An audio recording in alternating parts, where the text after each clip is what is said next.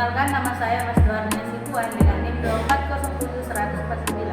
Dan saya Ade Irma Suryani Pulungan dengan NIM 2407144. Saya Zafu Azahra dengan NIM 240710038. Saya Alfia Siti dengan NIM 240710060. Saya Sudayana dengan NIM 2407100.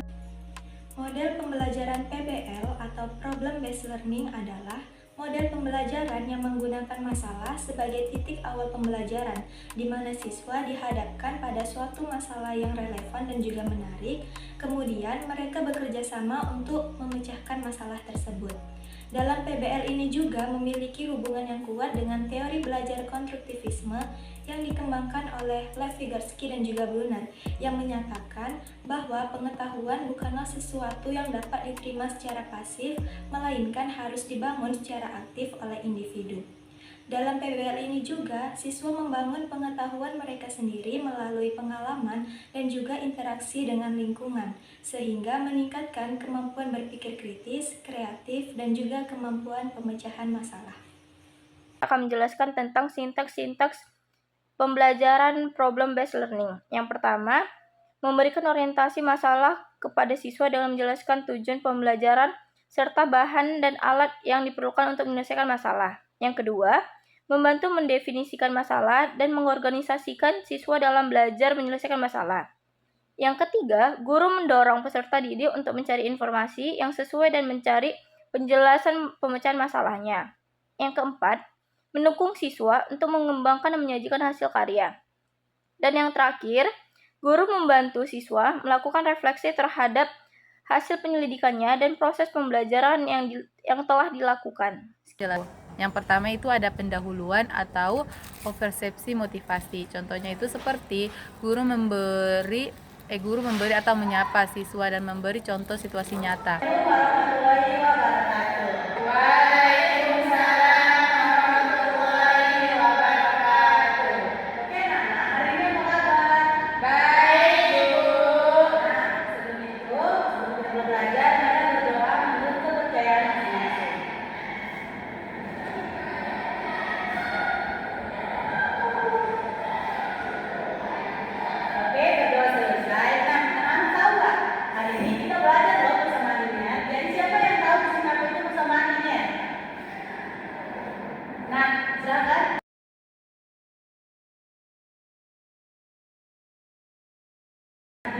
Yang kedua, ada itu kegiatan inti atau model problem based learning atau inquiry. Di dalam kegiatan inti ada 4 macam. Yang pertama yaitu adalah orientasi masalah. Contohnya itu guru menampilkan masalah konseptual atau harga barang, jarak dan kecepatan siswa. Diminta menuliskan informasi ke dalam bentuk 2 persamaan. Ibu akan memberikan contoh soal yang sangat bersangkut dengan kehidupan kita sehari-hari ya. Contohnya itu, di kantin sekolah ada 2 jenis paket makanan. Paket A berisi 1 nasi dan 2 ayam seharga Rp18.000. Paket B berisi 2 nasi dan 1 ayam seharga Rp17.000.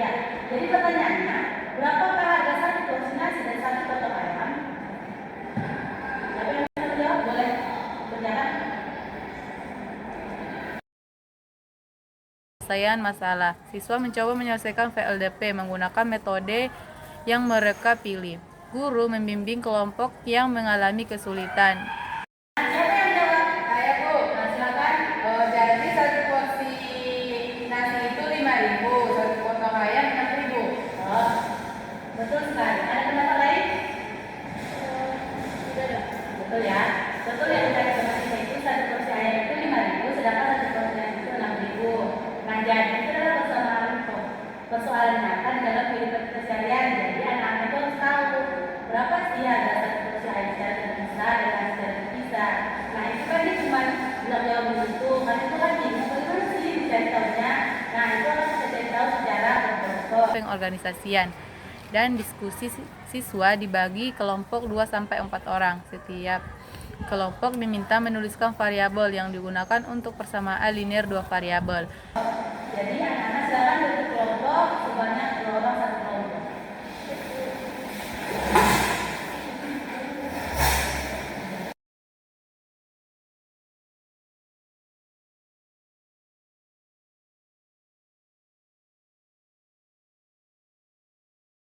presentasi dan analisis beberapa kelompok. Sudah siap belum? Sudah. Oke.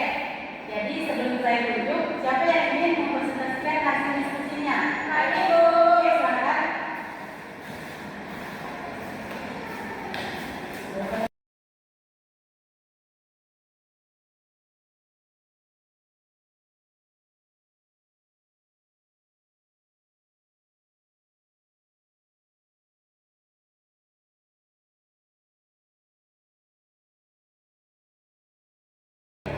Jadi, Guru meluruskan konsep yang keliru.